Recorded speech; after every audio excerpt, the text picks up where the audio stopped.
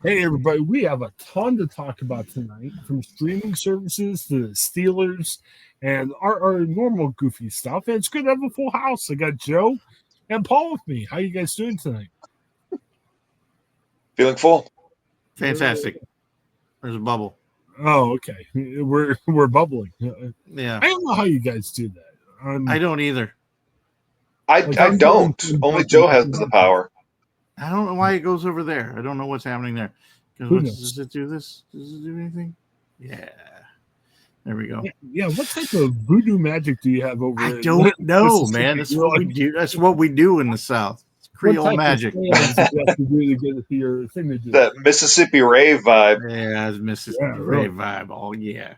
Well, we got a million things to talk about. My goodness, even this morning there was a million things, and then today found out a bunch of stuff just from being at work and seeing the news come in that we can talk about. It's Exciter worthy, which is fine. So let's start out. So there's more than a million. Oh, more than a million. We're going to be here all night for sure. It'll be fun. So tired already. Let's start. I've been talking about this in some of my other podcasts, but I think it's appropriate here. Streaming has really made some really big major steps forward this week. Mm-hmm. ESPN, there was rumors for a long time. ESPN's going to finally break through their own streaming service. Well, it's been rumored for a while. Now we have more details. They say by the fall, it's going to come out. The streaming service is going to be called ESPN.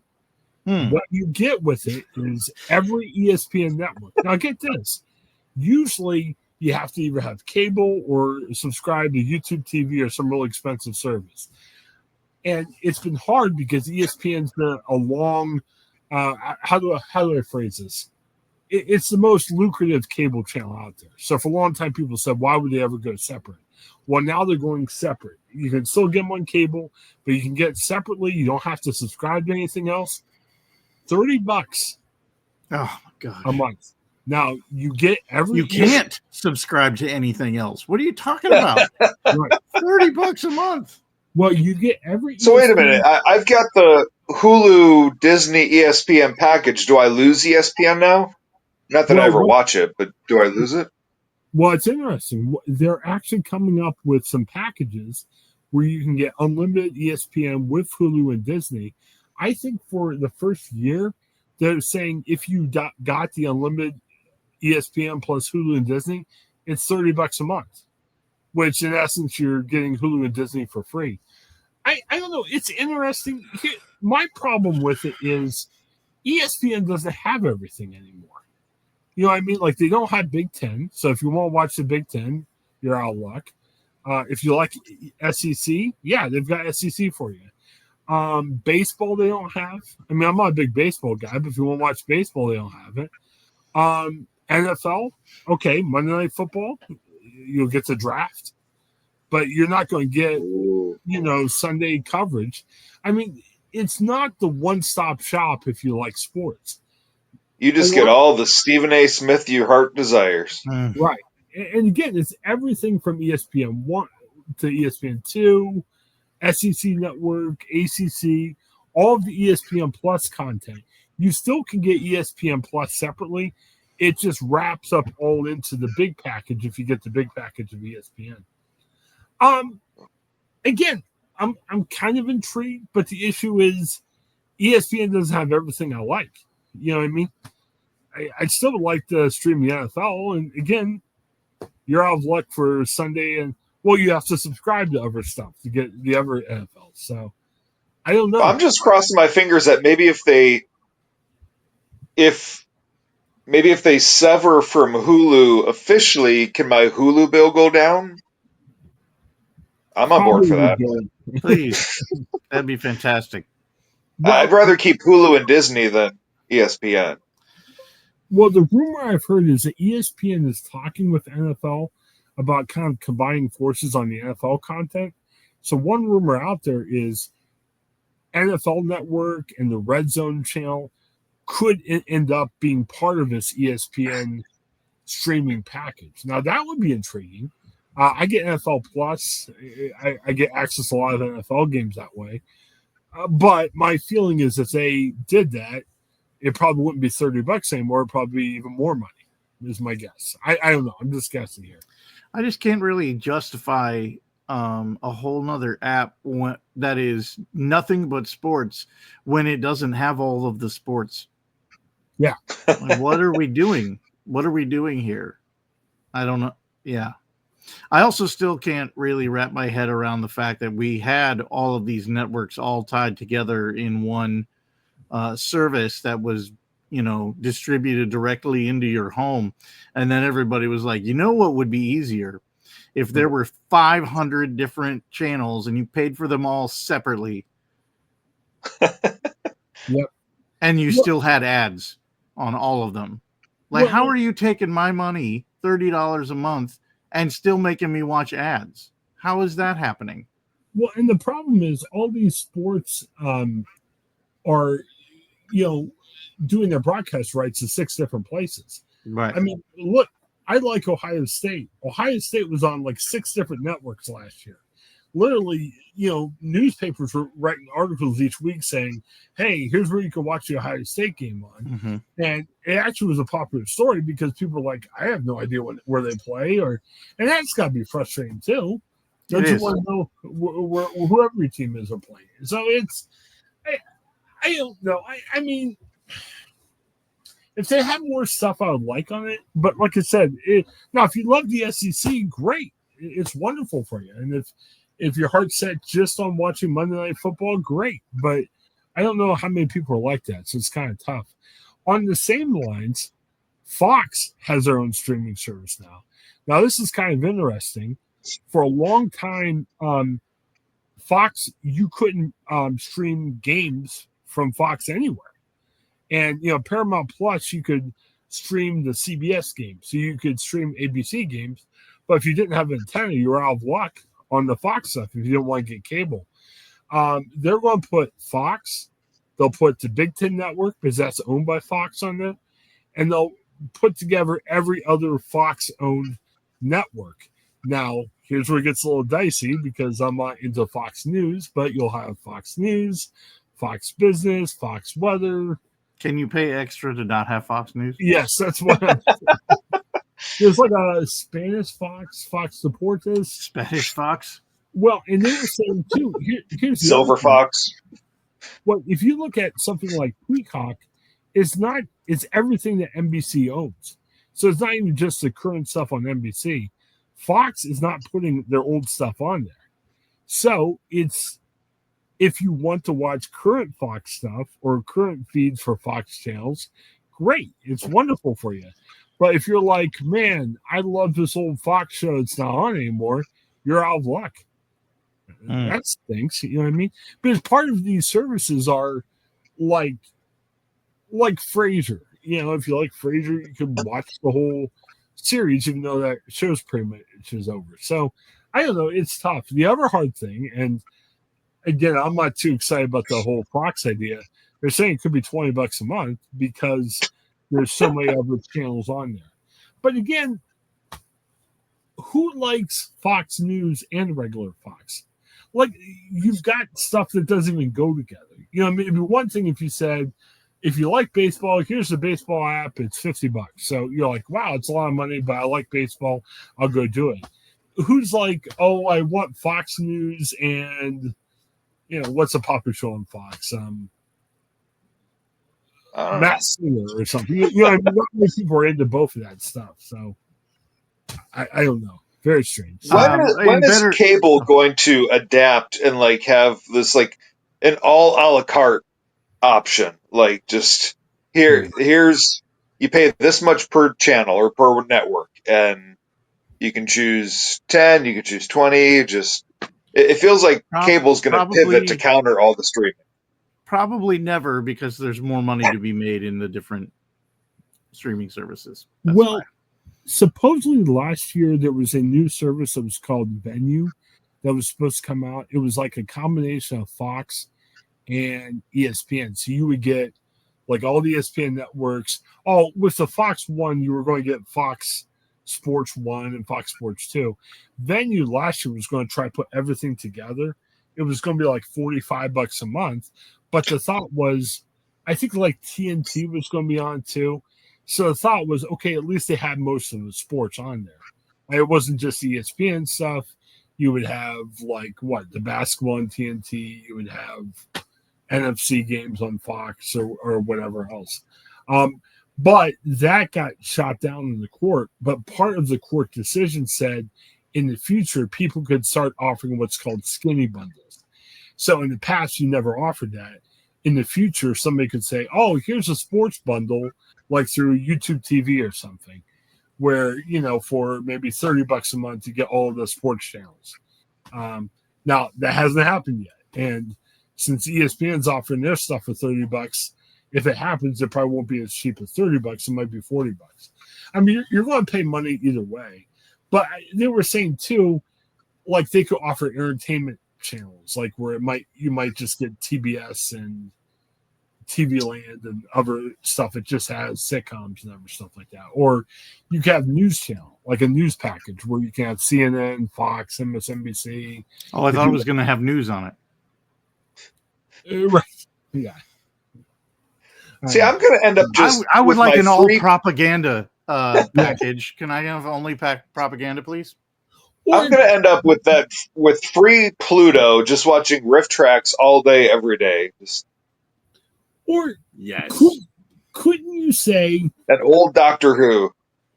Or like have a pick 10 deal. You sit here and say, I'm going to pick 10 channels. And obviously not every channel is owned by the same place, but they can distribute money based on the channels you pay. You know what I mean? Why does that sound worse? The place I used to work, we had a vending machine, and the vending machine started out as a good cross section of things that people should and might need to eat. You know what I'm saying? Mm-hmm. And eventually, because the person who runs the vending machine is a businessman, he eventually, over the course of maybe a year, shifted only to offering the things that sold. Yes. Can I tell you that the entire vending machine was filled with flaming hot flavored everything?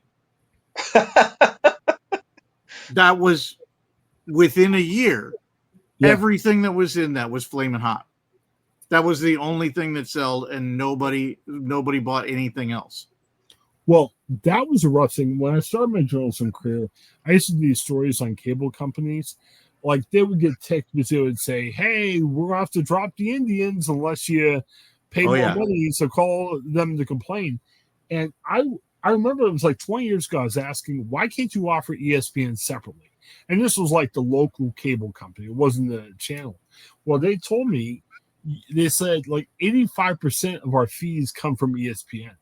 Like they said, all these small channels doesn't cost us anything to carry, but ESPN carries everything. So like if you ever want us to do it, they said, I guess we could, but you're going to pay the same amount for cable, if you just want ESPN. That's why there's like this Friendly or some like streamer out there that has like TV Land, a bunch of family channels. It's like $5 for 40 a month, but it's a bunch of channels that, if you like TV Land, you might want that, but it's not popular enough to charge more for it. You can buy it cheap. So maybe the problem is we're sports fans. We should stop watching sports and start watching like Riff Track or Mr. Ed episodes. We can get a TV for free or something. I don't know. Mom and Pa Kettle. Car 54, where are you? Right. My mother, the car. There you go. Like on the public domain, you probably have to pay anything for it. Where, our problem is we like sports, and that's what makes nothing but honeymooners. Let's do it. Well, and we could podcast about honeymooners every week. Oh, I'd love that more. Let's do it. Seriously, we would be horrified to watch honeymooners now. It's like, wow, there's so much domestic violence. Speaking of TV shows, let me pull up a picture from this as we start to talk about it. I think we've talked about The Office. They're coming out with a new version of The Office called The Paper. I love The Office. It was wonderful. It was great. And, I'm a journalist, so The Paper sounds interesting. Kind of like the same idea, but it's at a struggling newspaper. a bunch of centric people try to help make the paper better. And it's going to be a lot of fun and everything. They came out with more details about this. This is going to be on Peacock. So they might air the first episode or two on NBC, but you need Peacock to be able to watch it. But here's the other thing. The old office was based in Scranton, Pennsylvania. Did you guys hear? The paper is going to be based in Toledo, Ohio. How about that? I did hear that. Some Ohio love. I'm trying to figure out what they're going to publish about in Toledo, Ohio. Yeah, well, it's the same idea as paper. No, because if you're just selling paper, that's something that almost every business in the world uses still, even though that was commonly a joke about we're going to an increasingly paperless world. How is this going to affect this industry? But it was a baseline product, So like the selling of the paper was almost not even really part of the show. How do you do a show that's about a newspaper without spending most of your time talking about the news articles that they're writing and publishing? It already now has a much more present, much more contemporary impact than, because that was part of the joke on The Office a lot of times, was that their cultural references sometimes were still like 2 or 3 years old. Yeah. Well, you can't do that at a newspaper. It doesn't work. I'm sure they'll come up with generic stories about the local city council or, some weird crime or something. It almost feels like it could go like a combination of The Office and Parks and Rec, where you kind of have like the covering the town events or right. and that's no, I'm just gonna say that's quite possible. Greg Daniels, the guy who came up with The Office, the American version, he's the showrunner. And then a guy that I'm hearing a ton about lately, Nathan Fielder. He did a sitcom called Nathan For You, but he's getting a lot of buzz lately for he has a series on HBO now called The Rehearsal. That's getting a ton of buzz. He's also going to showrun it. So very quirky, eccentric. I wanted to point out, I was trying to get this picture bigger. No trailer has been released yet, but they did release a picture from the shooting. So this picture I'm showing you here is the only picture they've released publicly so far. But this is intriguing. If you look in the back, I'm not sure if you can see my arrow pointing, but the guy in the back left-hand side, Oscar Nunez from the original show, is being brought back on the paper. Remember, Oscar was the gay guy who was the accountant? Well, they're moving him to the paper. He's going to be an accountant in the newspaper. So that's the only, who knows? There might be some cameos from other Office people. We don't know that yet. But that's the only guy coming back on a regular basis. Well, wasn't he like a godfather to Dwight and Angela's son? Yeah. So it seems like that would be a thing. Has anybody watched the HBO show, The Rehearsal? Did you guys watch that at all? Okay. I've seen one episode. Okay. I didn't quite get it, to be honest. I've watched about 3, I think. Okay. I might have finished the first season. I can't remember now. I came away from it. Okay, so the concept, Paul, is that somebody needs to do some important thing in their life. And so this guy, Nathan, helps set them up and helps them practice for whatever it is. So there's a guy who wants to ask a girl out. He's known her for a long time and hasn't gotten over the anxiety of asking her out and knows her from a pub quiz group that they're a part of. So Nathan sets up a whole pub in a studio exactly like the pub that they normally go to so that the guy can practice getting ready to break the ice and pop that question, right? Okay. For example, and there's a couple of other different scenarios, but somebody wants to do something, and so he sets up in a studio a way of practicing for this thing that's causing anxiety.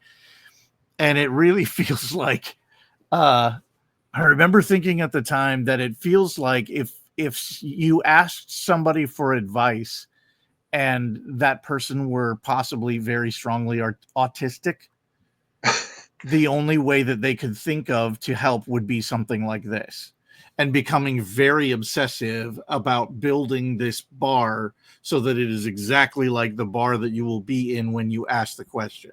You know what I'm saying? Like if you went to therapy and that person, the only way that they could process being helpful was to obsess about these kinds of details, not really necessarily thinking of whether or not this is psychologically helping somebody, just like this is what you imagine what would help. And so, yeah, it got real disturbing to a certain point. Like it just got to be really uncomfortable for me. And I think that was supposed to be kind of the selling point of it, almost like if you've watched the original version of The Office with Ricky Gervais, way more uncomfortable than the American version of The Office. way more uncomfortable. But I was gonna, to that point, it was interesting that Ricky Gervais' most recent series, Afterlife, if you watched Afterlife, anybody? No? Yeah.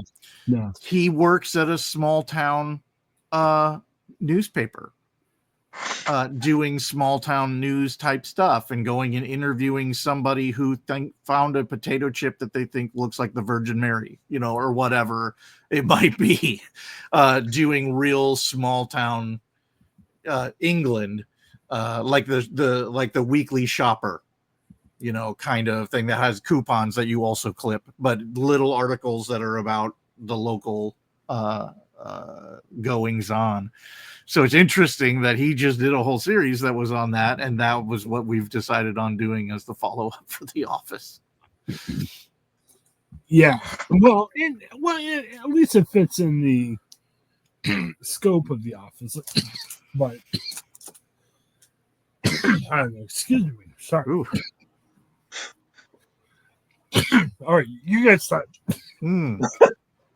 His body is finally giving into the dryness of no Big Mac sauce. Oh, come on now. What do you expect him to do? Have a thing of Big Mac sauce and just like down it to like lubricate the system? Well, Paul, are you excited about the paper? Do you think that that's going to be? I am. I'm still. I am a fan of the mockumentary sitcom. I could take those all day long, so I'm looking forward to it. Domhnall Gleeson is really entertaining, so I'm hoping that goes well. Yeah. I'm interested to see how it works out because it's Greg Daniels without the other guy, the guy who played Dwight Schrute's cousin, Mose. Oh, yeah. That guy who did Parks and Rec and who did Brooklyn Nine-Nine and what was the other one? The Good Place. Yeah. His name is not appearing on here, so there's a flavor that really helped the success of the original Office, the United States version of The Office. There's a flavor there that isn't there because he's not there. Well, I gotta correct something. I goofed up. It's not Nathan Fielder. Apparently, it's Michael Coleman, who was on Nathan For You, who's involved with Greg. Oh, he was on that show. Okay. Yeah, so Nathan Fielder is not behind the paper. Sorry, I messed up. Oh, fair. Yeah, and then a girl, Sabrina Impacciatori. Yeah, from White Lotus. I have not watched White Lotus hardly at all. Okay, me neither. So I don't know. This might be interesting. Trying to see if there's anything else. I'm a little disappointed that it's not from a television adaptation of the film The Paper from the 90s. The old Michael Keaton deal. Yeah, right? Michael Keaton movie. I love that movie. That's a movie that I have watched numerous times over the years that holds up for me. Like I just think that whole movie is fantastic. You know what One of movie those of his I love that it's kind of under the radar was I forget the name of it with Gina Davis. They were both speechwriters for two Oh guys who yeah, are running for office against each other. And right. I enjoyed Well, that. was it Mooseport? No, No, Okay. Speechless. Speechless. There we go. Oh, okay. Yes. I got in trouble for saying that Welcome to Mooseport was kind of funny because we lost Gene Hackman.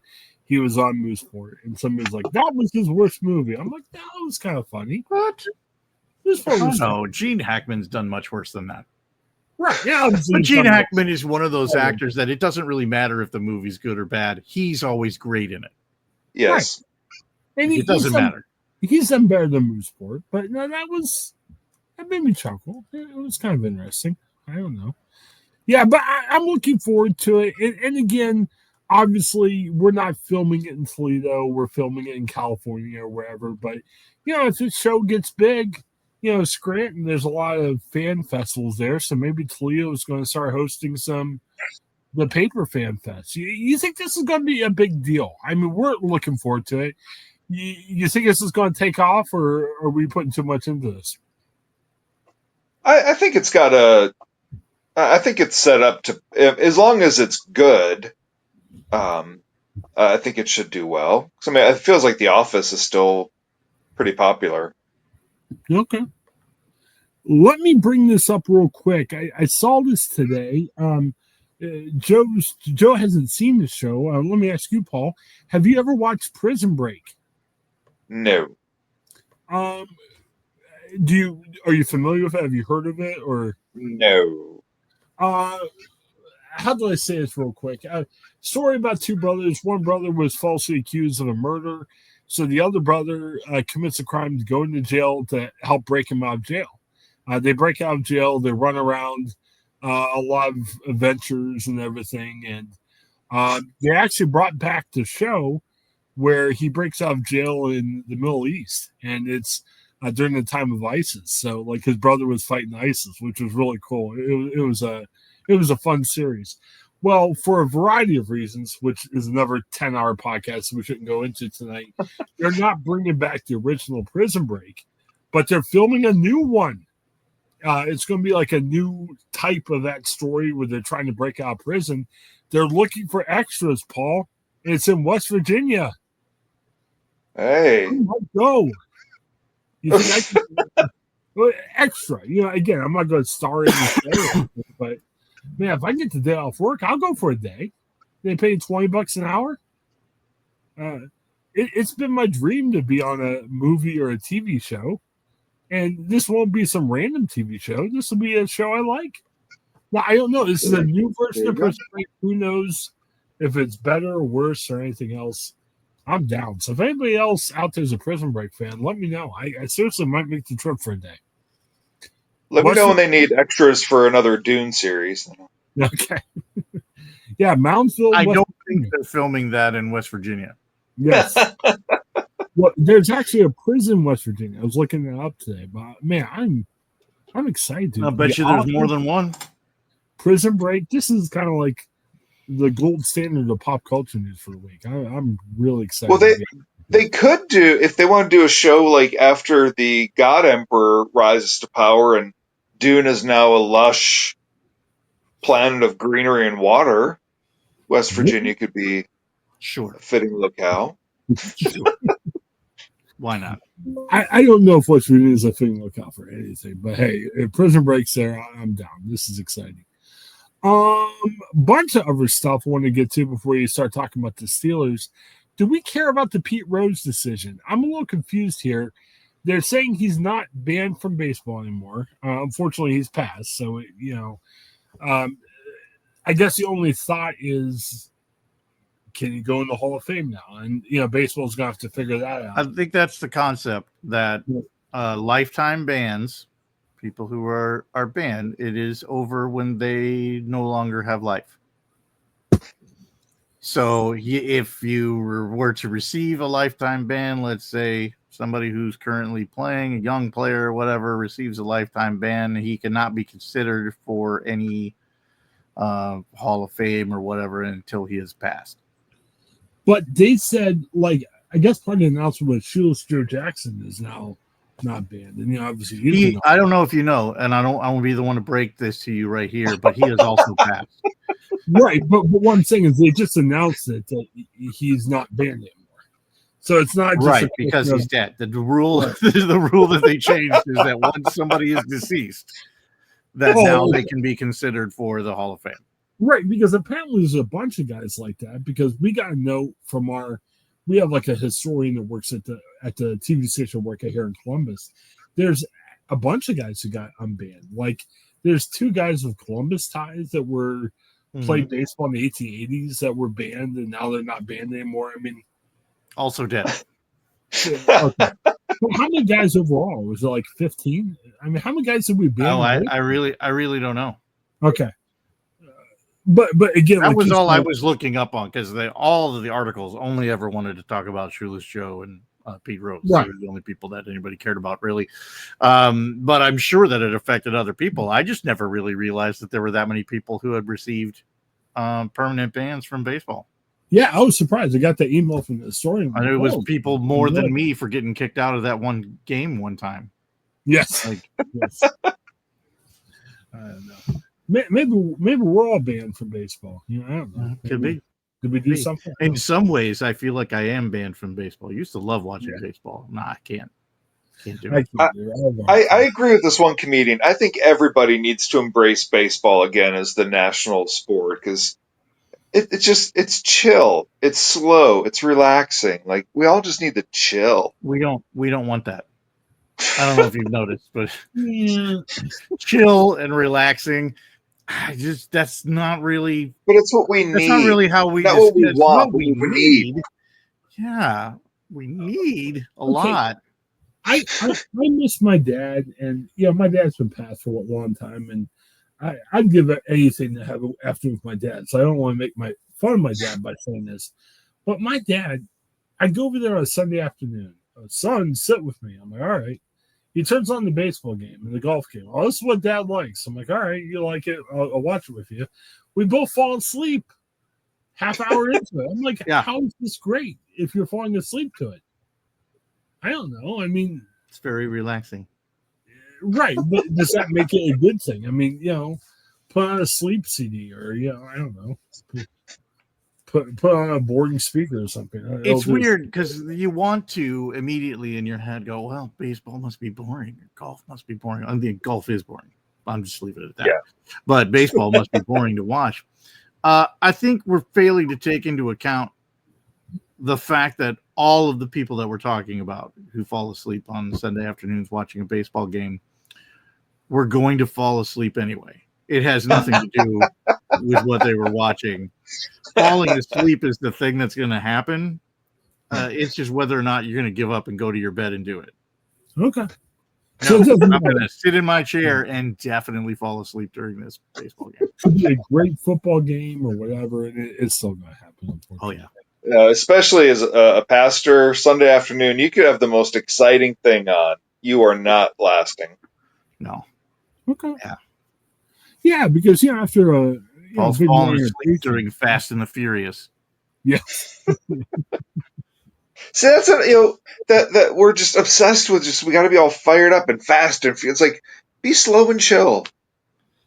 Slow and chill. You know what movie that is? It's called Driving Miss Daisy. Slow and chill. Tokyo Glide. Well, where you want to go to now, Miss Daisy? I don't know, as long as we're slow and chill. Okay.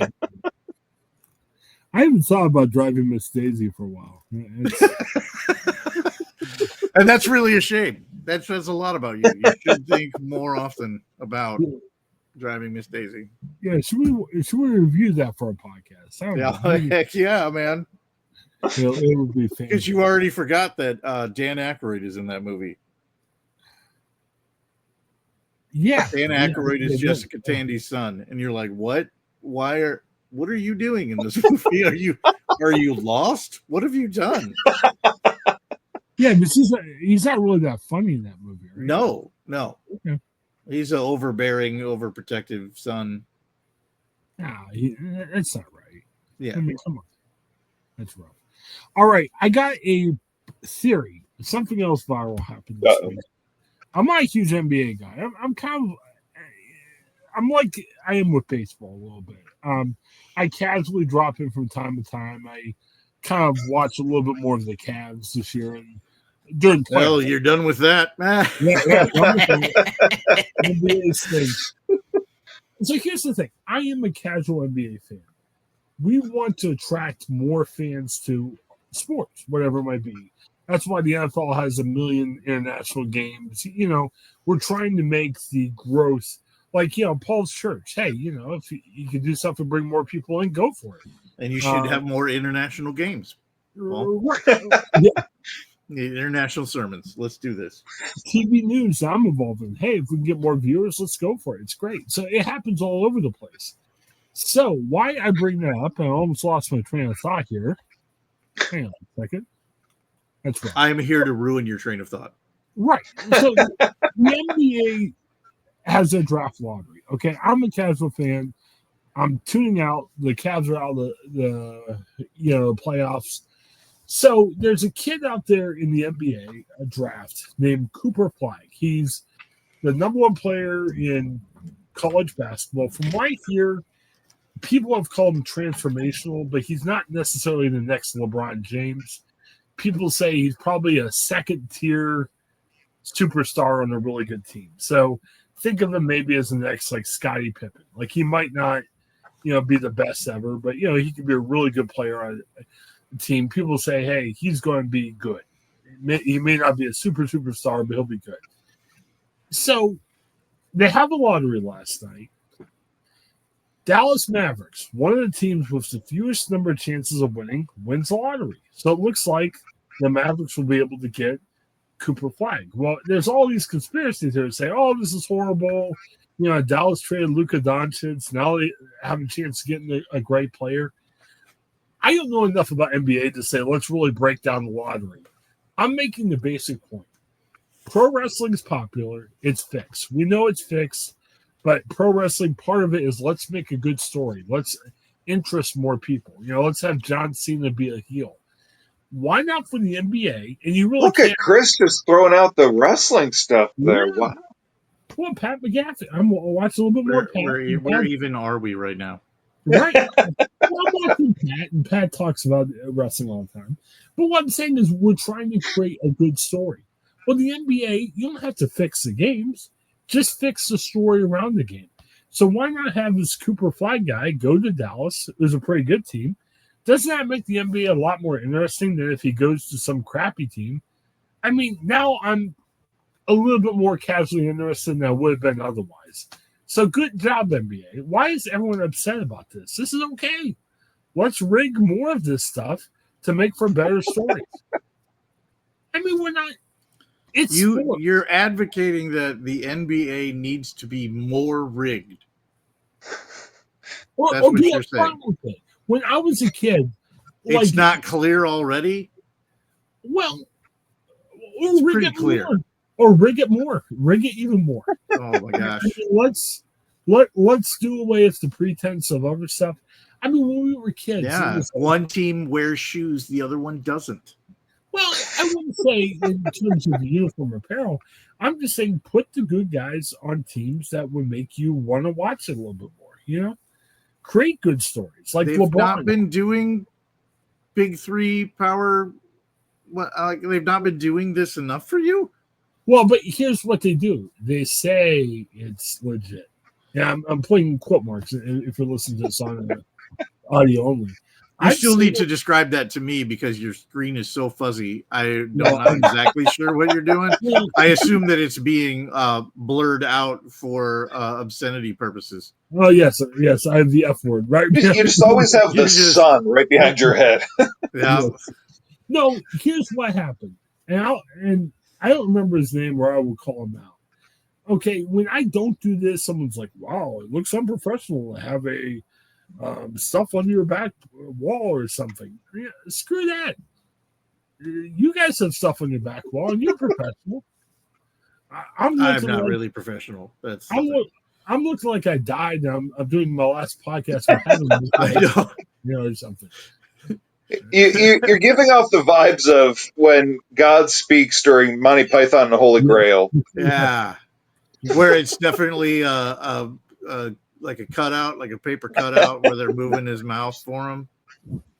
Yes, Terry Gilliam animation.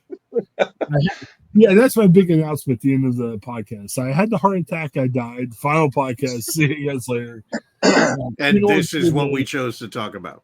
Yeah. I'll bring that to the end. Yes. We're talking about But how does Cooper Flag to Dallas make for an enticing story though? I would say a Duke guy going to Charlotte, maybe that could be more intriguing, but I don't know. Quite possible. I mean, Charlotte's got don't they have like one good player, but yeah. But also considering that this is literally the first time I've ever heard the name Cooper Flag. I don't know who that is. It means nothing to me. And much like we talk about, oh man, this guy is going to go as the first pick in the draft to the worst possible football team, and he's going to just get creamed for 5 years and then get run out of the NFL as a draft bust because you never provided any type of O-line protection for him. Like that's he's going to go to a team that's not great and struggle. Well, that's why here's my other idea. And if we don't believe in intentionally rigging the draft, because I know some people would clutch their pearls and say, no, I'll never do that. During the playoffs, have a playoff for all the bad teams. And you can do this in baseball, football, basketball, hockey, whatever. Whoever wins that tournament gets the first pick. For teams can we just, if they're terrible at playing baseball, the answer to this is not to make them play more baseball. Can we just turn it into like a head-to-head, like a rock, paper, scissors thing or something? Just something that could be more entertaining than drawing names out of a hat and saying, oh, this person's definitely a random choice. They had a 1.2% chance of getting this. And whoa, what do you know? Each sport can do what they feel is best. Here's the other thing that would be interesting. We talked about this once with world leaders. Remember the old Superstars program? I think it was on ABC, where they would have or Battle of the Network Stars, where you have soap opera stars. They do races and go up, walls and go back down. Have that, whatever each sport wants to do. If you want to actually play games, do it. If you say, man, they all have to play wiffle ball. Yeah, play wiffle ball. I don't know. They all have to hit off of a women's softball pitcher. Yeah, or take like a survey. Remember, one of my most favorite podcasts we've ever done was where we found the list of the most handsome baseball managers. Hey, whoever is the most handsome baseball manager, you get the number one pick. How about that? Oh, so now we're promoting unfair advantage for handsome people to get jobs. Like now more handsome people are going to get hired. What happens to the ugly baseball manager, Chris? Yeah. In your system, what happens to the ugly baseball manager? What gets the most ratings? If you want to say whoever's the ugliest gets the first round pick, hey. We're letting each sport choose. It's like when you say, let's give it back to the states. We're giving it back to each sport. You choose how to do it. But then what happens if you've got like the best team just deliberately with a butt ugly manager? Well, it tells you. I watched a documentary once about the Montreal Canadian hockey team, and this got really interesting. Did you watch this on purpose? Oh yeah, I was down. I don't know how long it was, but to be funny, I'd say it was a 6-hour documentary. It's funny. My gosh! Well, they were talking about how Montreal has an issue, since it's bilingual. You can people speak French and people speak English there. They had an issue with coaches of that team who couldn't speak French. So they literally had to let an English-speaking coach go that was actually good because, there was other factors going on. So back to your guys' example about the ugly manager, hey, if that helps you get... That was your example. My example. I'm blaming you guys. It'll be great. It's a factor you got to think about. Are you a good manager? Are you good at your job? Can you relate to people? Or are you just handsome? Right. Well, and if you're handsome, that's a strike against you. Ugly it up, come on. Well, what happens if, like someone brought this up on the radio, what happens if you just do away with all drafts and just make it an open job market? And teams make offers to the players they like, and the players decide what team's offer they want to accept, and you got to stay within your salary cap. And that's possible too. I'm not going to say you, because if you really think about it, the draft, every concept of the word draft is negative. You know what I mean? Like if I say, hey, let's bring back the military draft. Oh, no one would like that. But in NFL, we're like glorifying the draft. We're like, yay, the draft. Where like if we said, let's bring back the military draft, it'd be awful. So I like Paul's idea. What do you think, Joe? You get paid a lot more at the NFL draft than you do the military draft. Yeah, that's true. I do think, circling back to why we started talking about this in the first place, the possible conspiracy theory, it really has less to do with, Dallas really wanted Cooper Flagg, was the NFL's desire to have Luka playing with LeBron in LA. And the consolation prize is we'll give you the first pick in the draft, but we want this pairing to happen in LA. Yeah. Like that's the conspiracy, that they're trying to do what you were talking about by taking all these really great players and putting them into one place that is a historic franchise that already is a part of a big market and a big draw. Even for the people who hate them, they still want to watch those games. And so Dallas's compensation for agreeing to this absolutely boneheaded trade was that they would get the first pick in the draft. Is it part of the conspiracy that Luka just doesn't want to take care of himself and stay in shape? Well, I mean, yeah, but but couldn't you say the same thing about Ben? Like Luka Doncic, Luka Doncic is an incredible basketball player. Like he just is. If he took care of himself better, would it?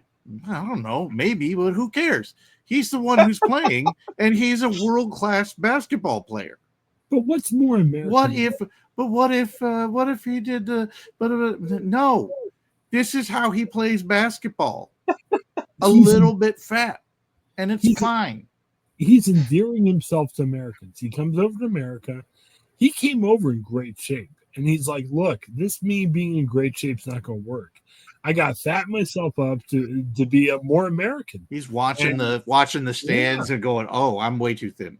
Yeah, so I need to eat some more. Yeah. So he went out and got himself a big old barrel full of Big Mac sauce, and he's just drinking it with a straw. Drinking it with a straw. It's like a smoothie before each game.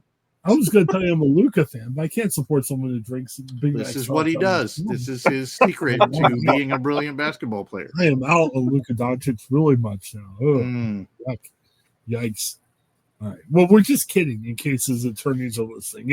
We're not saying Luka drinks Big Mac sauce now strong. I can see us being sued over that. I know. And if we were sued, all of this would get read back as a transcript, and all of the delivery would be wrecked. It would be. You just a lady sitting there reading everything that you just said. Oh my gosh. Never mind. They wouldn't say it with the humor that we say. So yeah, just awful. Not even that much. Not even that much humor. A couple other things, and we definitely need to get to the Steelers. I want to hear what Paul thinks about the what? The Steelers. What Paul thinks about the draft and everything. This was interesting. I like taking pictures at famous places. Okay. There was an American dude that was at the Coliseum. I'd love to go to the Coliseum sometime. Yeah, looks He cool. was climbing a fence, Nope. a spiked fence, for a better photo op, Nope. and he got stuck, and he literally kind of got impaled. He was screaming, and thankfully he's okay, but could have been bad. Why are we having spiked fences around the Coliseum? That's kind of weird. To keep people from going up and grabbing parts of the Coliseum and walking away. Yeah. Yeah, but that's not Usually too the fair. concept of a fence is to keep people away. Generally, and it's more or less universally understood. Oh, there's a fence around that thing. Maybe I shouldn't climb that spiked fence. But this gentleman is American. But This what kind of gentleman mess has Yeah, gone that's to a everything. foreign country and said, you know what's more important than your history and your rules and Instagram anybody likes, else in the world? It's me and my selfie. So let me take my picture. Yeah.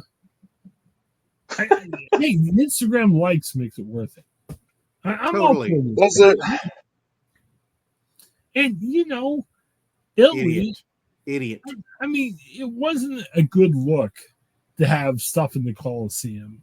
You're killing people, you're having fights to the death. Not a good look, Italy. You have 2,000 years to Have make you some- watched cable television? Right, but That was Okay, the cable television of its day. right. It was the streaming service of its day. Yes. It was the ESPN, the $30 per month. $30. Well, but I thought we got better than that. But Italy hasn't learned. 2,000 years later, they're putting up spiked fences and torturing poor souls. You're Now, on the you mean to American tell side me- on this? Oh, yeah. You're pro-American tourist on this? Pro American tourist. What? Anti-Italy. Come for me, Italy. Come on. Bring it, Oh, my Italy. word. Okay, now saying how horrible the Colosseum was, but with all this debate about 100 men versus a gorilla, you mean to tell me if they actually decide to televise this and get 100 dudes to go after gorilla, that every eye is not going to be locked on that broadcast? Well, Like it would be. we've so advanced from the Colosseum. Yeah, it would be. Well, But I guess at least 100 dudes have chosen to go in there. It's not like we're persecuting people by saying, all right, you got to fight the gorilla. But have they chosen, or have we created an economic situation where somebody who is in need of money will go ahead and agree to do this kind of thing, even though it is completely demeaning and possibly life-threatening?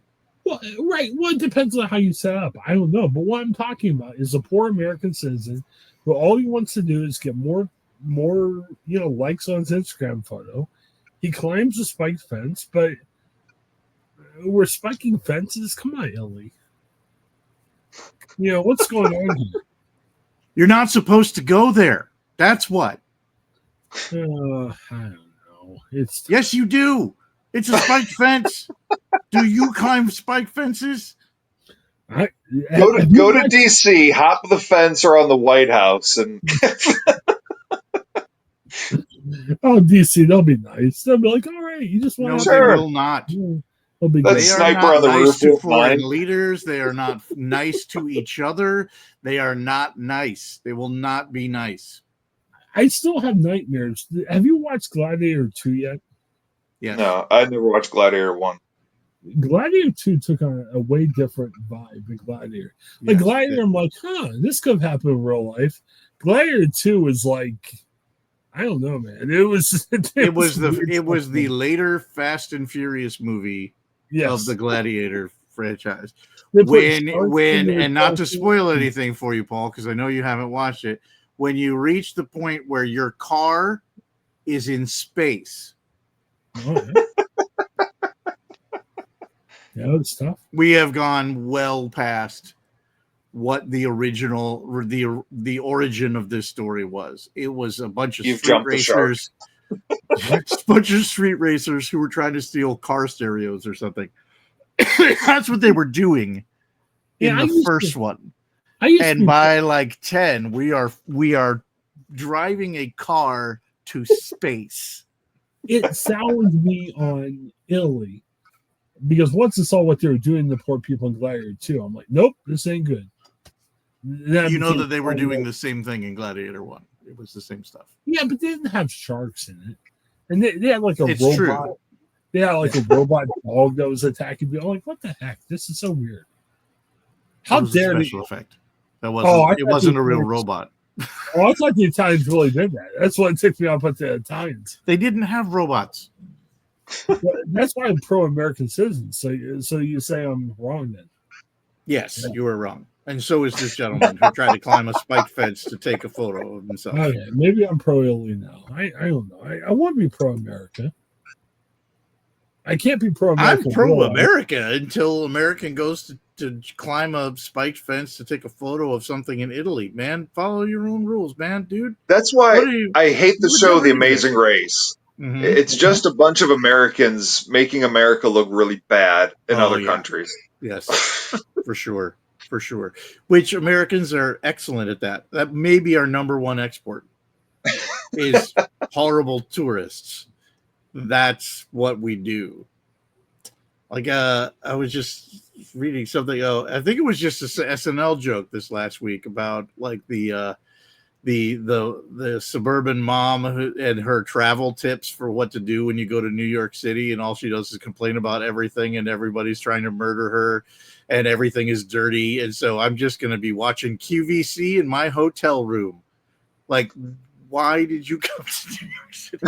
Why are you in Rome? Why did you go all the way to Germany if you're going to eat at McDonald's? Why? What are you doing here? Yes, I'm still anti-Italy. I think it's more fun to be anti-Italy. You just don't like Italy because it's shaped like a boot. Yeah. See, this is becoming less and less about what I really think of it. It's more fun to be anti-Italy. It's because there's a lot of sauce in Italian food. That's really it. Man. What are you? Hey, what's the matter with you? Yeah, I had a discussion with somebody about that today. So I'm anti lots of sauce. And they didn't understand. They laughed it off. I'm like, no, I'm literally anti sauce. It's tough. From Big Mac sauce to lots of spaghetti sauce, it's tough. You just want a rubbery noodle. Yes. Joe sent us this story. I'm really intrigued by it. I want to spend a little bit of time here. I don't know. This is very strange. So, a family took their kids to DC, which is cool. I enjoyed going to DC a couple months ago. They decided to visit the Ford Theater Museum. I didn't know that you could go see it. Oh, you can. Mm-hmm. So I'm kind of reading and talking at the same time, which is tough. So the woman, Cassie Litton, we'll have to look up on Facebook since she's wanting to come on. She told her 3-year-old daughter, and she said, "Hey, we're at a historical site. Be respectful. Calm down, kid." Pretty much. And then the mom, and this girl's 3, okay? So she's telling her kid about, hey, what happened here? And they said, hey, there's someone named John Wilkes Booth. He hurt Abraham Lincoln. And, the mom's like, oh, she really held on to that. And, the mom was like, oh, this happened a long time ago. But the little girl thought the threat was still present. And there was a statue of him in the museum. Why are we having a statue of John Wilkes Booth in the museum? I don't understand that at all. But it was part of the story. We wouldn't want to know what he looked like. Yeah, but we're celebrating this. This is rough. No one's dancing around it like a maypole. It's just it would be like at Acrisure Stadium. Who was the dope during the Patriots AFC title game a couple years back that dropped a long pass? Lima Swede. He was like a Steelers receiver. He drops a pass. Okay. Probably the last play ever played for Steelers. He's a guy who just didn't do well. That'd be like creating a statue of Lima Swede. No. This is completely different. This is like the whole tearing down Confederate statues is erasing our history. It's like, no, a museum is where that's appropriate, because a museum is telling a history story. A statue out in a public place or a statue at a sports arena is celebrating somebody. The two completely different things. Should we have a statue celebrating Ernest Biner fumbling in Cleveland, or John Elway moving along? No, but if you were doing a history of the Browns and you wanted somebody to understand the legacy of sadness, then you would probably have a picture of it up. Okay. Yeah, along with all the other disasters. Yeah, telling the story of the Browns, that you gotta include that in the story. Come to our room of 20 failed quarterbacks in a row. Look, there's statues of each of the guys you can walk around. Yeah. You go down the hall of quarterbacks. Yeah, man. Heck yeah. That museum. And Paul would be camped out there right next to the Kenny Pickett statue. Yes. Loving that. All right. Well, back to the story. Okay, so it's sad that he'll be in the Hall of Fame probably as a Cleveland Brown, not a Steeler. I don't know if he's going to make it to the training. Do they let people into the Hall of Fame for the Browns anymore? Well, okay, so the mom's like, hey, this was a long time ago, but the little girl thinks it's still present. So she's on edge. She was really fixated on Abraham Lincoln the rest of the trip. They went to the Lincoln Memorial a few days later, and the little girl said, oh, that's the man that got shotted. He's huge. Yeah. That tiny little guy shot that giant. that giant over there? He had to shoot him. That guy could have eaten him. Yeah. Be careful how you say shotted, or it could sound like something different, but I don't know. So from that day forward, he could have done that too, based on how big he is. Yes, true. The little girl had right out here. All right, so she starts talking about Booth every day now. Okay, they were at church one Sunday, and the preacher was talking about how Jesus loves us. She looked at her mom and said, "Mommy, I love Jesus." She said, and then like the little girl says, "You know who we don't love? John Wilkes Booth." She's like 3. Yeah, that child needs to learn about the forgiveness because Jesus Christ died on the cross for John Wilkes Booth. Just FYI. Yeah, so this story, and bravo to people, because we read some of these other stories that are like 10 words that we have no idea what they're talking about. It doesn't answer any questions at all. This is a great article. I love it. It goes in great detail. Well, we got other stuff to talk about, so let me try to fast forward through. So, she's afraid in her bed at night, and then she's like, oh, what if John Wilkes Booth is under my bed? Like, if he's hiding. And, the mom's like, hey, he's not on the plane anymore. He lived a long time ago. And apparently the little girl thinks a little time ago means yesterday. She's still obsessed with John Wilkes Booth. Oh, my goodness. There's a picture of her wearing a Vote for Abraham Lincoln t-shirt. What is going on with his family? And the little girl's like, what if Booth comes and takes my stuffed animals away? I think that every day. You know what? These parents now, they've got this ticket. Like, if the girl ever misbehaves and she won't listen, be like, John Wilkes Booth will come. Okay, I hate saying this because this poor woman is a real woman. I wish this was some like funny movie we watch that we can make fun of her. I don't mean to make fun of her. Look, if you looked at my life, how I parent my kids, I'm sure I do some dumb stuff that we can make fun of too.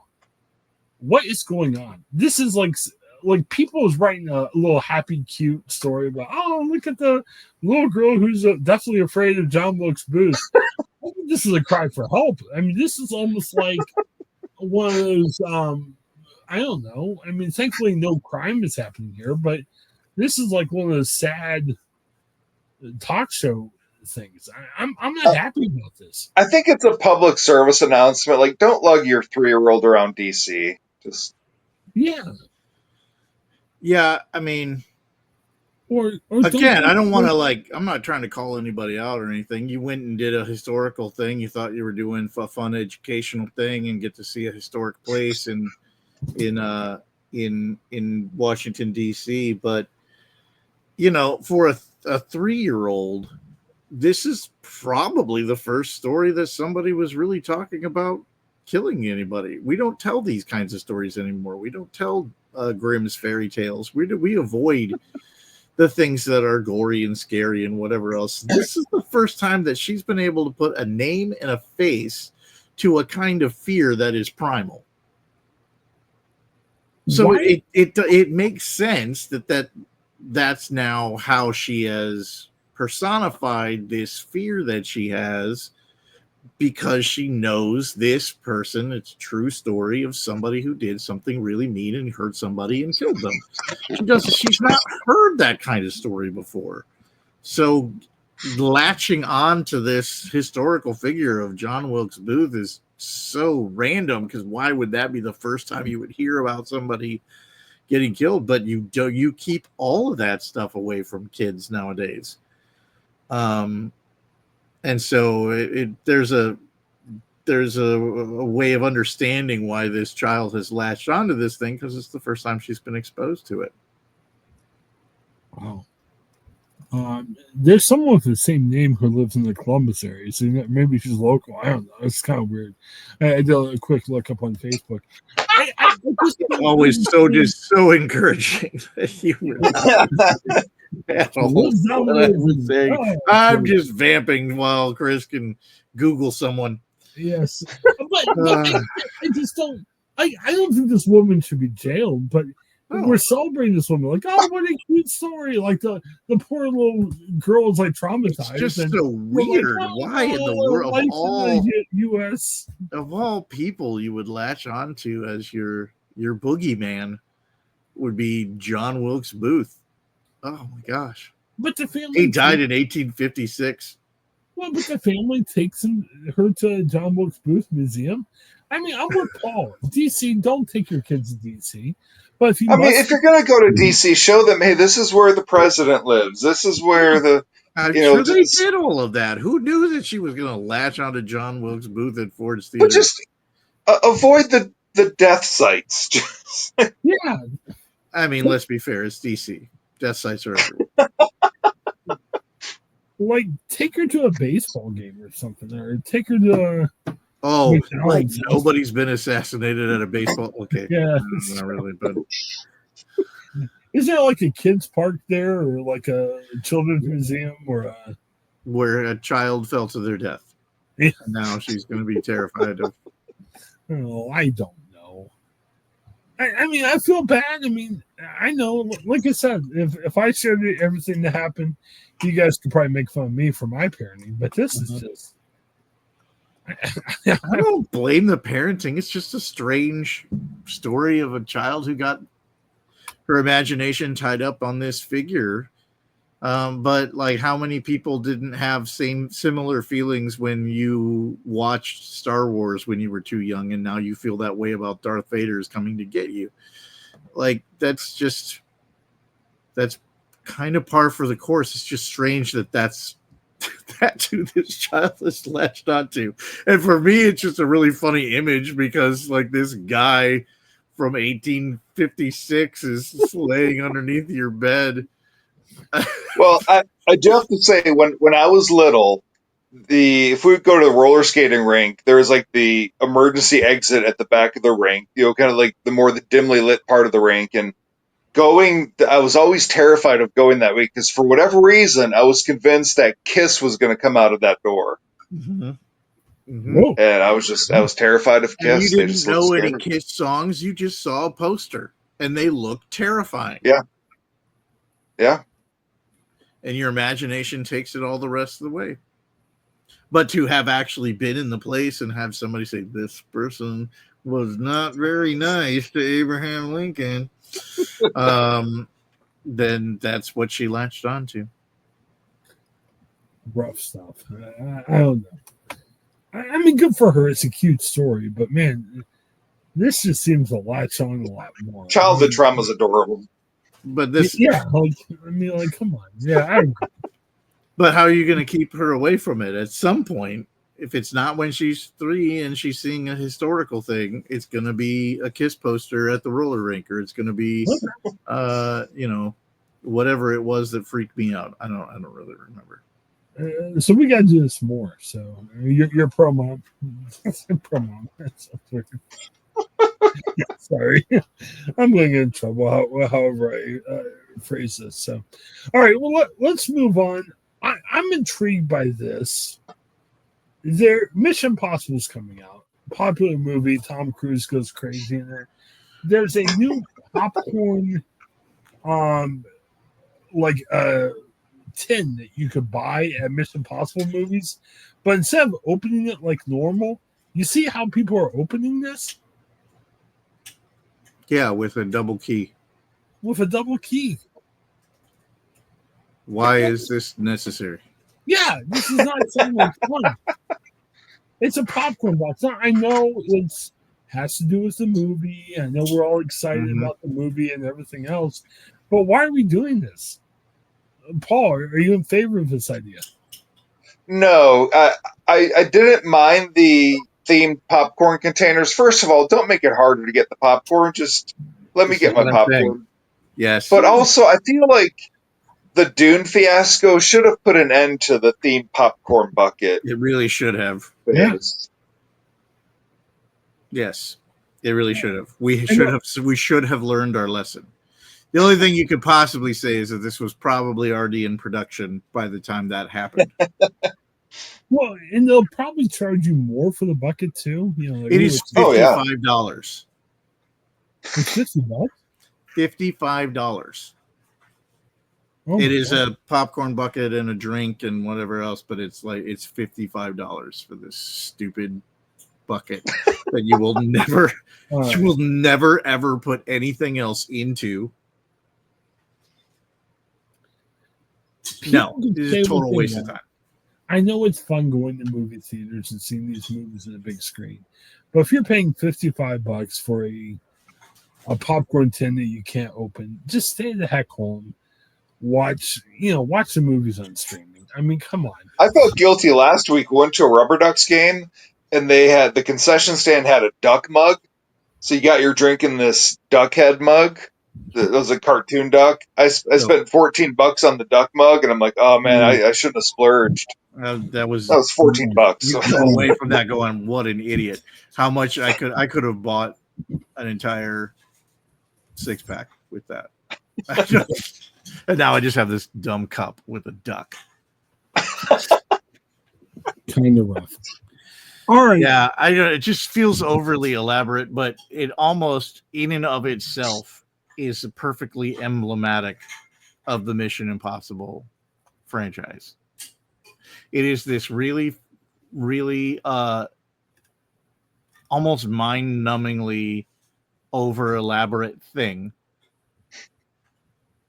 that you will go, oh, wow, this is amazing. We got to go see this. We got to do this. We're going to watch this movie. We're going to eat this popcorn out of this thing. I'm going to put 2 keys together in order to, and then it'll be over. And you'll be like, why did I even do any of this? I could have just gotten a regular popcorn.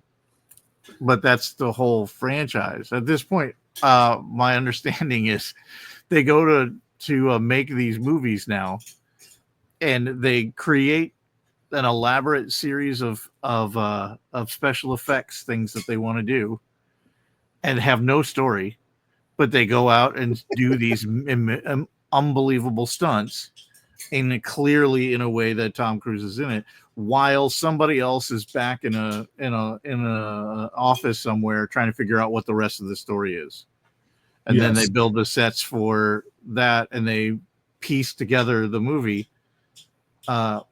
All because of he wanted to do these stunts. Yes. That is what we're watching. Do you remember Mad TV from like the 90s? Yes. And the character Stewart is like, what I can do? That's Tom Cruise. Look what I can do. Yes. Somebody was pointing out that this was almost like the process of trying to resurrect and save his career after all of the negative stories and whatever else for so long was that he could go and do these things and put himself in all of this harm's way and whatever else, and like it's made people forget what a crazy weirdo he is. Yeah, definitely. Well, Oddly enough, because only a crazy weirdo would do these things. But I mean, it's so weird because I mean, we got that clue when he was bouncing up and down on Oprah's couch, but like we keep forgetting the weird things that he does. Yeah, definitely. All right. Oh, he's hanging off an airplane. I'll forget about it. Jumped off a cliff. We need to hanging talk off a helicopter. We need to talk some football, but I need to show you a couple traffic videos really quick. You guys might find interesting. Girl, don't do that. This is a video of a guy who's towing a car, but he's towing it backwards. Let me see if I can make it a little bit bigger for you guys to see.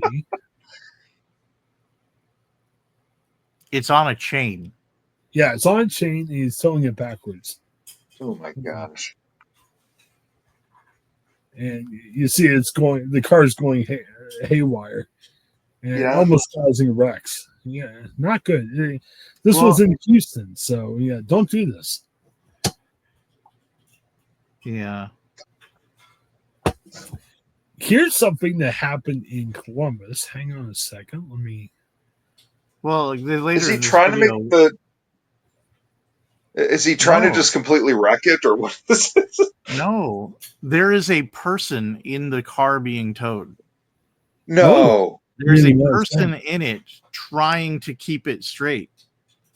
But of course, anytime he's mildly correcting, it is radically overcorrecting, and he can't. There's a person in there. Oh my goodness! You're seeing that?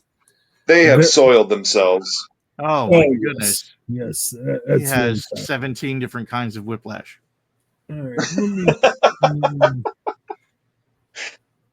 He's collecting the full set of whiplash. Whiplash in every part.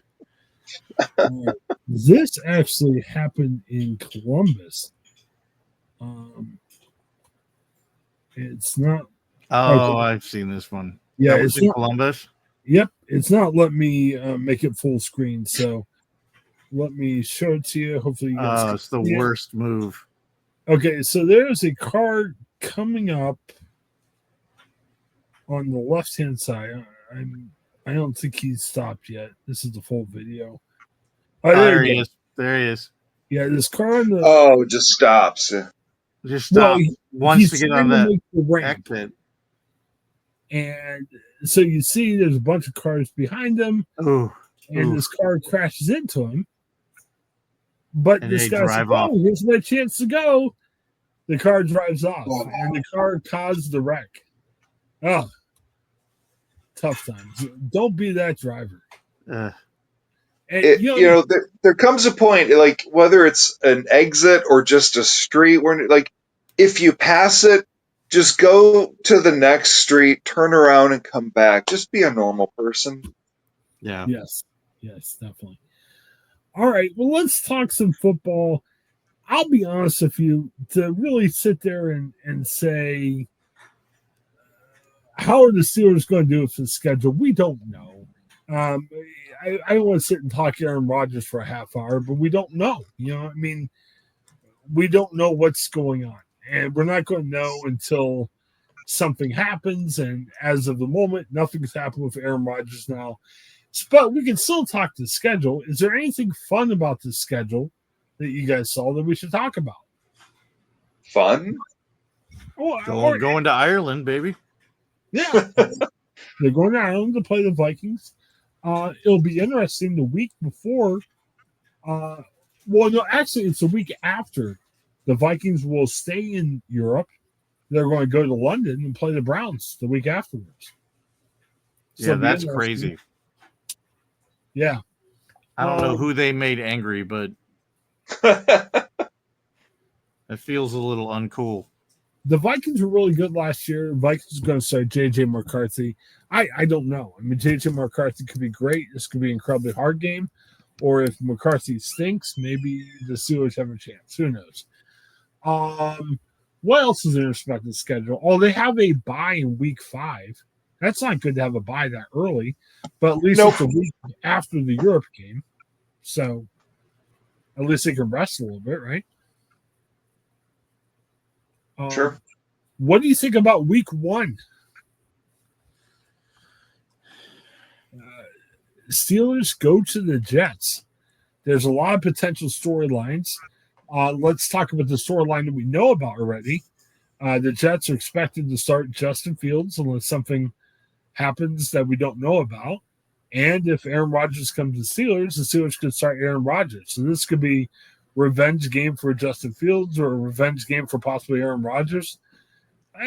This could be the game that neither team seems to want to win. Yeah. Yeah. I mean, again, I'm not looking at this as are the Steelers going to be 17-0. No, I'm just saying what games hold your interest? Like looking at that schedule, is there any game you're looking at saying, oh, this would be better to watch than other games? I don't know. I'd like to see how Justin Fields does against the Steelers. You know what I mean? You guys aren't that I don't know. It's excited? weird. He wasn't here long enough, and he wasn't really the starter to feel like, oh my gosh, he's going to come back and face the Steelers. Well, he played like 6 games. What? I don't know. I just don't feel that way about it. I wish him the best. I really wish that he would have stayed. I didn't want him to go. He went. He probably needed to. I'm sorry for him that he ended up on the Jets. But I don't really. The game itself doesn't make me feel any kind of way. I agree. Week 2, the Steelers host the Seahawks. Everyone's like, whoa, it's DK Metcalf's first game against Seattle. I don't know. It doesn't excite me that much. No. We're not as invested in that for him, but right. Good for him. It's funny. We had this whole thing on, it's just such a coincidence that the NBA does this thing where we're going to manipulate everything so that Cooper Flagg ends up in Dallas. But did we just go through this whole schedule and find the people who used to play on other teams and build this schedule? Like what? Yeah, well, they're trying to create. First half of the season, we're playing the Jets and the Packers. Yeah.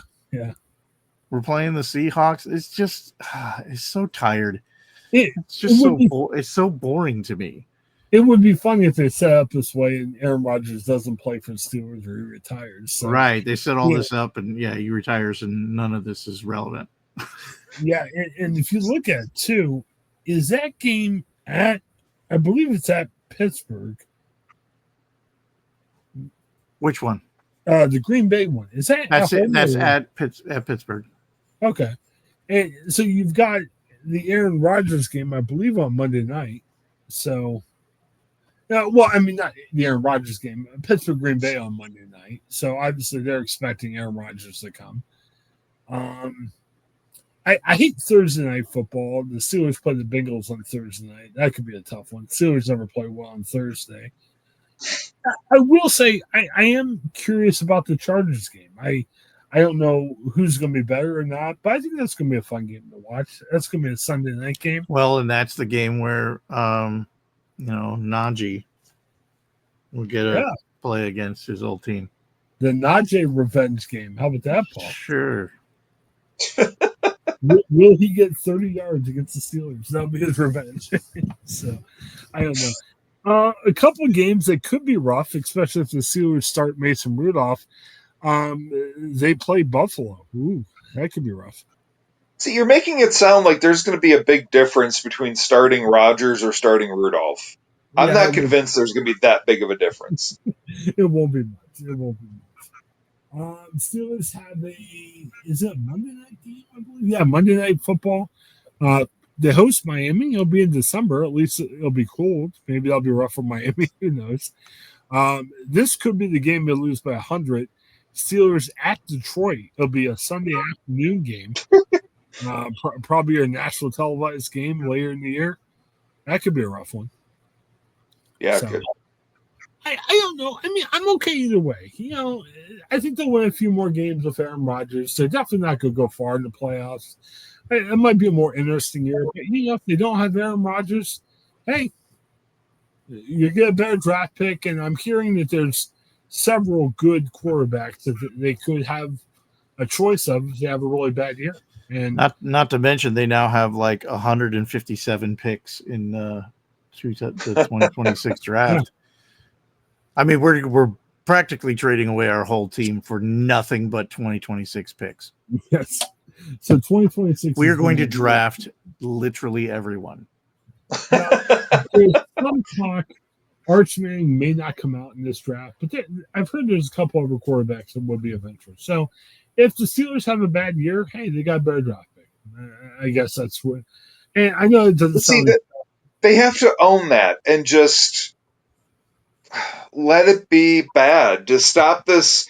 We're going to contend for a Super Bowl. No, you're not. So just. One of the Post-Gazette writers had a podcast, and I want to get your guys' take on this. We assume that, okay, if Aaron Rodgers comes, he starts. If Aaron Rodgers doesn't come, Mason Rudolph starts. The guy on the podcast was saying, hey, if Aaron Rodgers doesn't come, why not start Will Howard? And they're like, look, you know, he's like, I don't know if Will Howard's going to be a good quarterback or not, but at least have him start. And if he falters miserably, the Steelers have a bad record to get a really high draft pick. But if Will Howard plays well, maybe he's your quarterback without even knowing it. I don't know. I want them to abandon this ridiculous pursuit of Rodgers, start Rudolph for 8 games, and see what he does. If he sucks, then go to Howard. If he's doing fine, leave him. Stop with the Rodgers nonsense. I will say, and it's not because I live in Columbus and Will Howard's played for Ohio State. I like Will Howard because he's a 6th-round draft pick. If he was a 1st-round draft pick, I would be scared half to death. But 6th-round pick, if he's great, wonderful. If he stinks, oh well, he's a 6th-round pick. And I think that's, and again, not to make fun of your guy, Paul, but I think that was the issue with Kenny Pickett. He got drafted a lot higher than he should have been. And I think that put undue pressure on Kenny Pickett. It'd been the same thing as Will Howard. And I think now you get a guy in the 6th round, you don't have to play him right away. He might develop. So I'm actually okay with it. One beef I have to bring up with you guys, and let me know if you agree or not. Steelers trade George Pickens. Now, I tell the story of me and Paul hanging out in training camp, and we're by George Pickens, and I kept shaking my head going, this guy is a weird, he seemed a little off. So, and I've heard that there was a lot of behind the scenes. George Pickens was goofing off. People were saying that not many people in the Steelers locker room were missing him. But who's your second receiver? They're in the same boat they were in last year. So again, I'm not a big George Pickens fan, but you think they're going to actually go get another receiver to replace him? Joe, what do you think? I think they will. They're going to end up picking up somebody else for sure. Will it be a big splash? Don't know. I think there is a direction that you go if they do sign Rodgers. I think there are, some of his guys that are still out there that he would be interested in having be part of the team, which could be good additions, especially if they've got good chemistry. But there are other players also out there. I don't know. They're saying that Roman Wilson's looking really good in training right now. I don't know what Robert Woods is going to be able to bring to the table. That's always just sort of a big question mark. Yeah. Otherwise, there's just a bunch of dudes that they have out there. Meanwhile, they're out here signing more running backs, and you're like, what? How many running backs do you have to have on this team? Yeah, I mean, the guy, and that's what makes me think that, they're still thinking there's a chance for Rodgers. If you sign Rodgers and you go after a Rodgers buddy, you got Alan Lazard, which really, a couple years ago, he was all right. He really hasn't done much lately. Green Bay has 2 young receivers that could be available in trade. Romeo Dobbs, who played with Rodgers as a rookie, and Christian Watson. I don't know much about Romeo Dobbs. Watson had a really good rookie year. And after Rodgers left, Watson didn't do much of anything. I don't mind Christian. I mean, neither one of these guys are blowing me away, or Alan Lazard. Or if you look at non-Aaron Rodgers buddies, if they get Aaron Rodgers or not, you've got the kid from Cleveland last year. What's his name? Amari Cooper. And who's the other guy? Keenan Allen is a guy we may have heard of before that is out there. Do any of those guys excite any of you? I'm not necessarily looking for something exciting. If you have a number one who can actually catch the ball, I think that's going to create better opportunities for whoever the number 2 and number 3 guys are. Just need someone who can consistently catch the ball. I want a guy who can get 50 catches in a 17-game season. That's not asking for much. Yeah, nobody even came close to that last year. So that's what I'm looking for. And because last year you didn't have that, and Pickens got double teamed all over the place, and it didn't help Pickens. I mean, I think they're kind of in the same boat without that. So hopefully they can pick up somebody. So, all right. What else was there? Was there something else Steelers related we should talk about? Steelers like Ohio State players. Paul, we didn't get your take on the draft. Were you okay with the draft overall, or what did you think about the Steelers draft? It was fine. I mean, it was like getting a package of socks for Christmas. Like, okay, I always need socks. I mean, it's not an exciting gift, but you need socks. I mean, we've got a really good defense, but let's just keep loading up on defense, even though the offense can't do diddly squat. We've got half of our barrel is leaking, but let's keep solidifying the good half of the barrel. I would have liked to have seen some more offense going higher, but I have nothing to complain about with it. I mean, it was fine. Okay. I don't know. I'm glad they got a quarterback to actually think about the future potentially. Joe gave it a B plus. I think I gave it a B. Would you give it a grade? Or what would be your grade, Paul? If you're, I mean, so somewhere in that B range, I think is appropriate. I mean, it wasn't a wow. This changes the future of our franchise, but it wasn't like a what were you thinking either. So we got parts that we needed, and if I had to quibble with a pick, I like Jack Sawyer. I think he was good value 4th round, but man, if they knew they were trading George Pickens, why didn't they draft a receiver? I guess that's my only question. If I had to, why we're still here scratching our heads. Yeah. So that's my quibble. So very good. Anything else Steelers related? Let me check Twitter to make sure we didn't trade TJ Watt or anything else like that. Oh, one thing we just signed him to more. Didn't we sign him for another 3? TJ Watt? Didn't we extend him? Not yet. I mean, he's still hanging out there. Yeah, no, he's not. Have you guys heard about these schedule release videos? Yeah. Anything? I haven't watched any of them, but I know they're a whole thing. I saw some stuff on Twitter. I watched a couple of them. A couple wanted to mention. Well, a year ago, still the all-time greatest was the Titans. They went downtown and they interviewed some girls that weren't football fans, and they said, "What's this logo?" And they showed the logo of whoever they're playing. The girls suggest something ridiculous, and it's like, "Oh, here's who we're playing." It was pretty funny the way they did it. I haven't seen that too many other good ones. I will say I saw a couple that got released tonight. Buffalo Bills, double thumbs up. The GM calls Josh Allen and says, "Hey, do you have any ideas for a schedule release video?" And Josh Allen looks at the text and he says, "Just use AI." Well, we get the impression that AI means artificial intelligence. So the GM types in AI and it comes up with Allen Iverson. So they actually invite Allen Iverson in, and Iverson reads off the schedule. I thought that was funny. I used to like Allen Iverson. I don't know.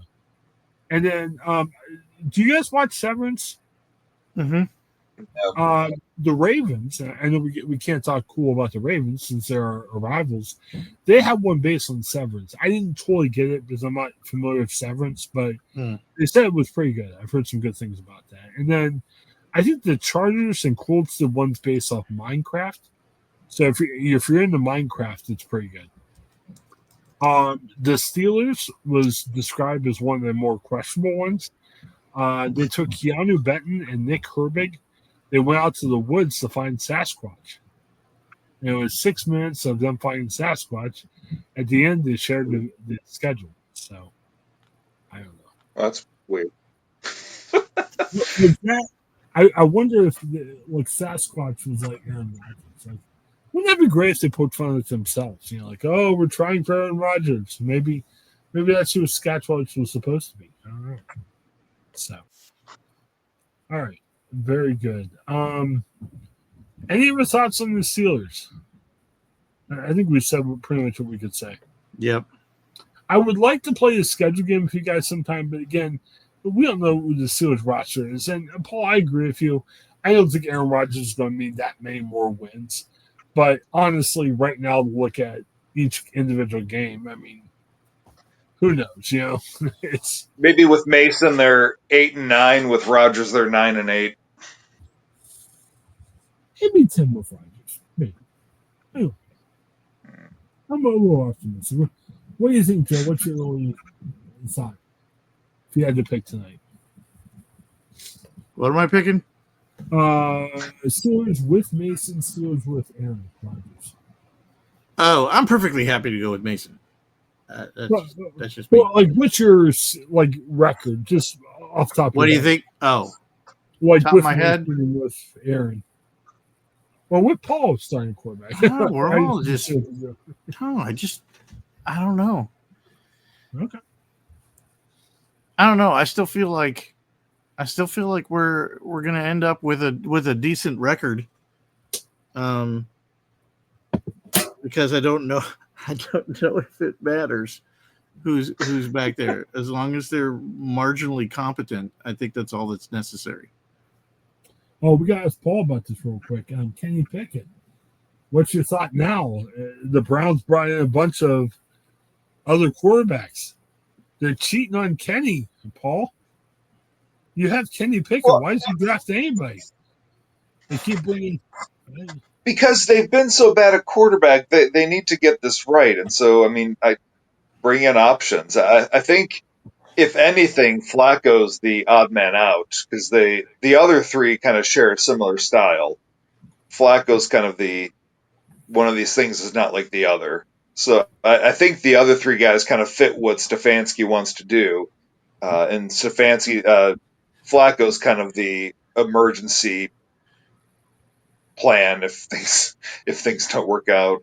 Which is kind of weird because one of these things is not like the other. One of the things that one is a winning NFL quarterback. The Browns got the Browns got the dream girl on Kenny Pickett, and they keep bringing out a record. They got the dream girl. Joe Flacco's won Super Bowl. He's won playoff games. He did not get handed a ring for participation. He quarterbacked the actual football team in plays that mattered. I think the Browns are cheating on Kenny. 20 years ago. Just think about this. The day you met your wife for the first time, you're like, whoa, this is great.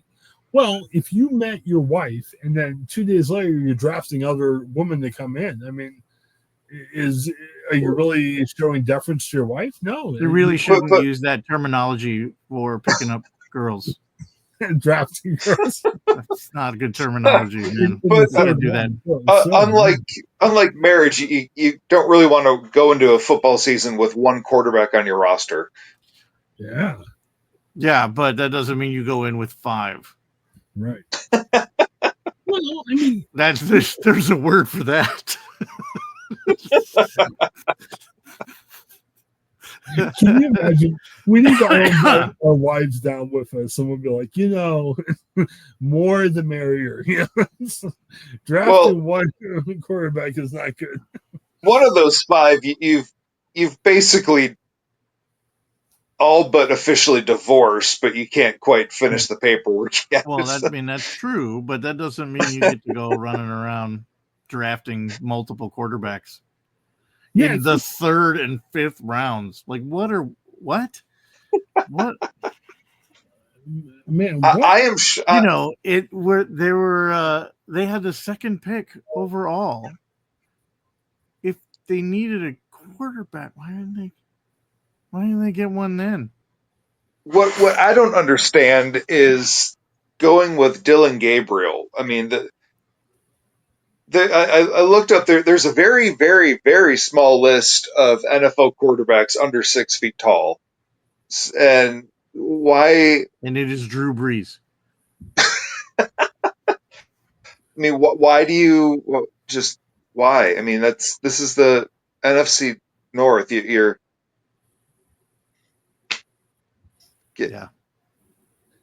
get someone with some height. You want something bad to befall this human being.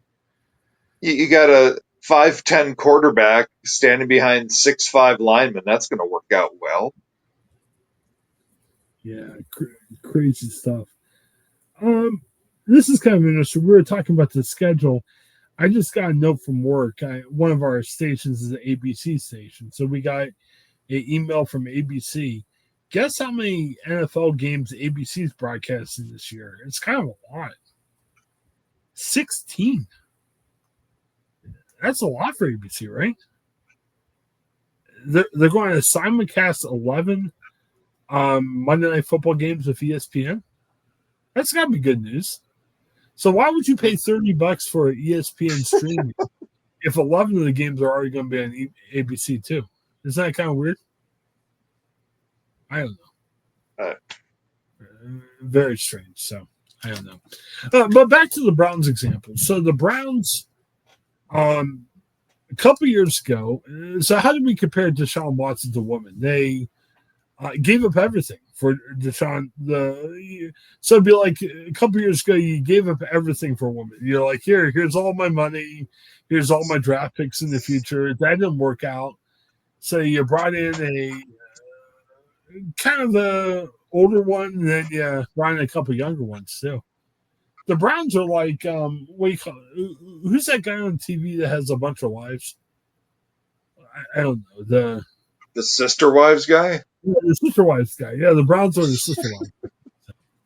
Should be good. I don't know. All right, I'm about done. I'm starting to do sister wives humor, which isn't working out well. Anything you guys? Sorry, I'm tired. You guys look tired too.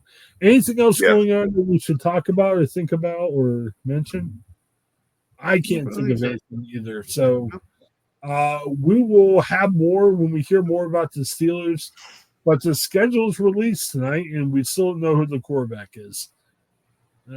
Hopefully, we'll figure it out sometime soon. So for Joe and Paul, this is Chris. As always, guys, thank you so much. Have a great night, everybody.